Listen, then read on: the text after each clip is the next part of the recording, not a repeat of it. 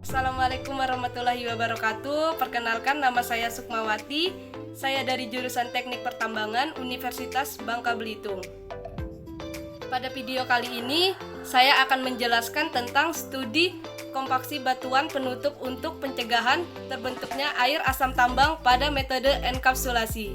Untuk mempersingkat waktu, kita langsung aja ke penjelasannya ya.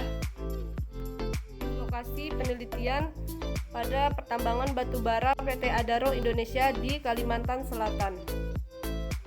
Pelaksanaan studi kasus yang bertepatan di PT Adaro ini untuk mengetahui pencegahan terbentuknya air asam tambang pada metode enkapsulasi. Adapun penelitian ini bertujuan untuk memahami karakteristik pemadatan beberapa jenis batuan overburden batubara yang akan digunakan sebagai material penudung atau caving material.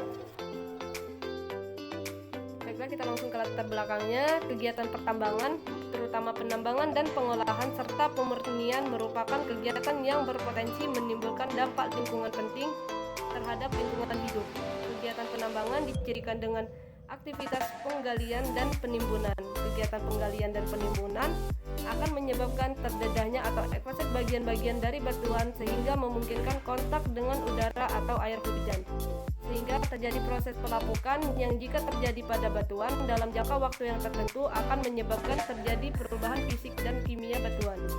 Hasil pelapukan atau reaksi kimia antara dua dengan mineral bila tercuci oleh limpasan hujan atau rembesan air tanah, dan juga reaksi antara air dan mineral dapat mengakibatkan perubahan kualitas air limpasan hujan atau air tanah. Jika perubahan yang terjadi ditunjukkan dengan tingkat keasaman yang tinggi. Dasar teorinya, terbentuknya air asam tambang dapat dicegah baik secara kimia dalam kurung geokimia maupun secara fisik atau geoteknik. Secara fisik, pencegahan terbentuknya air asam tambang dilakukan dengan melakukan upaya-upaya fisik untuk mencegah atau menahan transport dari containment ke badan air, diantaranya dengan cara recycling atau pengolahan atau treatment, dan pengaman dan penanganan material timbunan. Penanganan material timbunan dilakukan dengan melakukan pemisahan antara material yang bersifat pembentuk asam atau potensial acid forming dengan material yang tidak mempunyai sifat pembentuk asam atau non-acid forming. Selanjutnya dilakukan metode enkapsulasi. Pada metode enkapsulasi diterapkan cara menempatkan material yang mempunyai sifat fisik yang memenuhi syarat sebagai material cover, yakni material dengan sifat tidak meloloskan air dan atau udara, sehingga menghindari terbentuknya air asam tambang atau mencegah oksidasi mineral sulfida dan aliran air.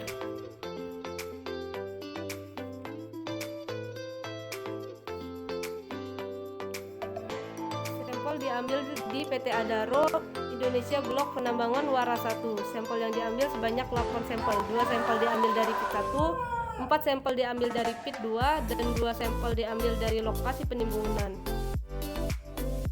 Nah, ini gambar 1 lokasi di pit 1 Wara pada PT Adaro ya. Nah, ini gambar 2 lokasi di pit 2 Wara. Pengujian sampel. Yang pertama itu ada uji indeks properties. Uji indeks properties dilakukan untuk memperoleh spesifik gravity, densitas kering, densitas basah, dan kadar air natural pada batuan. Yang kedua itu ada analisis distribusi ukuran. Analisis distribusi ukuran dilakukan untuk memperoleh komposisi dari sampel, yakni kandungan pasir, kandungan lanau, dan kandungan lempung. Yang ketiga itu ada uji batas-batas Etterbeck. Uji batas-batas Etterbeck dilakukan untuk memperoleh nilai batas cair dalam kurung liquid limit dan batas plastik atau plastik limit. Dengan mendapatkan nilai dari liquid limit dan plastik limit, maka akan dihitung nilai plastik index. Yang keempat itu ada uji kompaksi dan uji permeabilitas. Uji kompaksi dilakukan dengan menggunakan standar Proctor atau mendapatkan nilai densitas kering, optimum, dan kadar air maksimum. Kompaksi secara umum merupakan proses desifikasi tanah dengan mengurangi kandungan oksigen dengan menggunakan energi mekanik. Tujuan dilakukannya kegiatan kompaksi adalah untuk mengurangi besar penurunan, meningkatkan kuat geser tanah, menurunkan nilai permeabilitas, mendapatkan berat isi maksimum dan kadar air optimum. Uji permeabilitas dilakukan setelah dilakukan pemadatan terhadap material yang akan diuji. Hal ini dilakukan untuk memperoleh nilai konduktivitas hidrolik. Dilakukan dengan metode tinggi jatuh atau filling head test. Untuk mendapatkan nilai konduktivitas hidrolik, batuan dengan nilai konduktivitas hidrolik yang rendah bisa dijadikan sebagai batuan penutup pada metode enkapsulasi. Ini peta sebaran titik pengambilan sampel ya di PT Adaro Indonesia. Nah, hasil penelitian itu ada, yang pertama itu ada properties tanah. Properties tanah diperoleh dengan melakukan uji indeks properties dan uji distribusi ukuran dan uji batas-batas Etherbeck. Berhasilkan hasil uji tersebut diperoleh hasil seperti yang terlihat berikut ini. Pada tabel tersebut terlihat bahwa terdapat dua sampel yang didominasi oleh fasir atau sand, yakni sampel W124 dan W1DN, sedangkan keenam sampel lainnya didominasikan oleh lanau dan lempung. Hasil uji batas-batas Etherbeck adalah untuk batas cair atau liquid limit berkisar antara 23% hingga 83%, batas plastisitas atau plasticity limit berkisar antara 11% hingga 32%, dan untuk indeks plastisitas atau plasticity index berkisar antara 13% hingga 15%. Nah, ini ada kompaksi dan nilai konduktivitas hidrolik.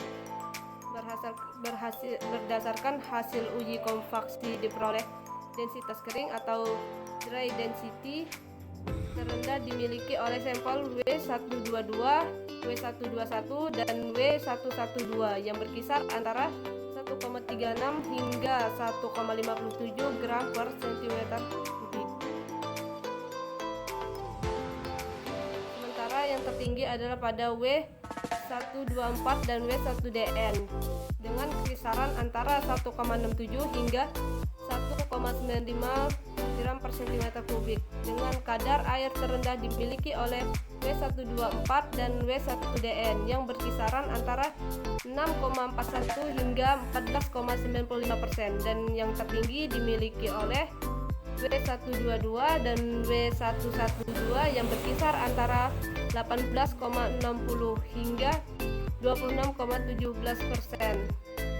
Nilai konduktivitas hidrolik yang diperoleh pada penelitian ini menunjukkan bahwa nilai tertinggi pada sampel W124 dan nilai antara 9,27 kali 10 pangkat 8 m/s hingga 1,35 kali 10 pangkat 5 m/s, dan yang terendah dimiliki oleh sampel W121 dengan nilai konduktivitas hidrolik berkisar antara 7,48 kali 10 pangkat 10 hingga 5,64 kali 10 pangkat 9 m/s. Hasil perhitungan kadar air dan density kering dan nilai konduktivitas hidrolik.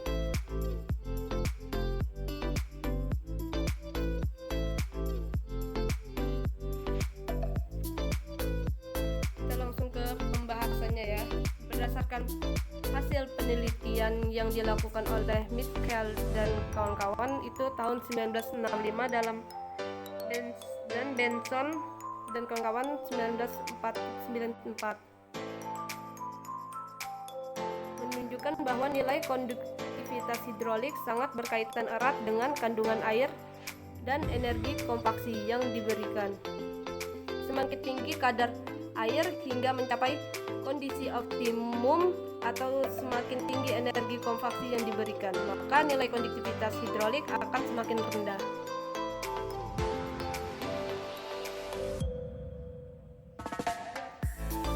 Tujuan dilakukannya kegiatan kompaksi adalah untuk mengurangi besar penurunan, meningkatkan kuat geser tanah, menurunkan nilai permeabilitas tanah, mendapatkan berat isi maksimum dan kadar optimum. Uji permeabilitas dilakukan setelah dilakukan pemadatan terhadap material yang akan diuji. Hal ini dilakukan untuk memperoleh nilai konduktivitas hidrolik. Dilakukan dengan metode tinggi jauh atau filling head test untuk mendapatkan nilai konduktivitas hidrolik. Batuan dengan nilai konduktivitas hidrolik yang rendah bisa dijadikan sebagai batuan penutup pada metode enkapsulasi.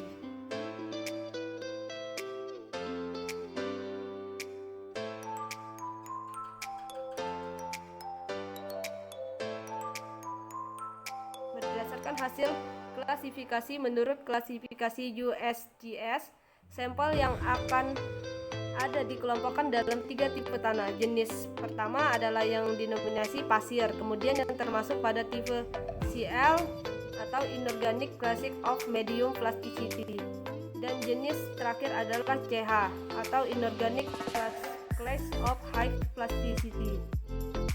Sehingga pembahasan berikutnya akan membahas hubungan antara kompaksi dengan nilai konduktivitas hidrolik pada setiap jenis tanah yang ada.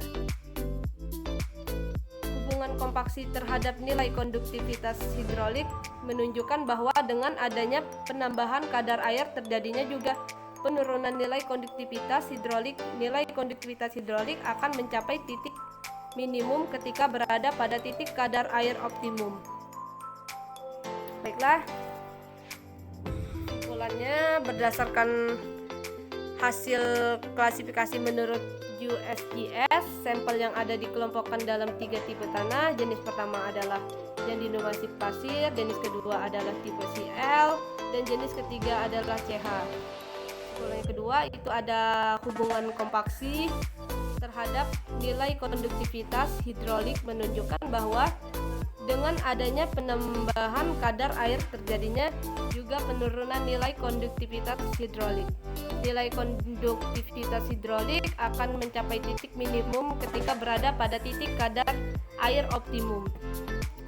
Kesimpulan yang ketiga yang bisa kita ambilkan itu sebagai gambaran sampel yang bisa dijadikan sebagai batuan penutup atau caving. Pada penelitian ini adalah sampel W111 yang merupakan sampel mudstone yang berada di pit 1 dan posisi terhadap lapisan batu bara berada di atas lapisan W322. Sampel W121 merupakan batuan mudstone berada di pit 2 di atas lapisan W300, dan sampel W123 merupakan batuan mudstone berada di pit 2. Posisinya di antara lapisan W210 dengan W120. Baiklah, sekian penjelasan dari saya. Saya ucapkan terima kasih. Wassalamualaikum warahmatullahi wabarakatuh.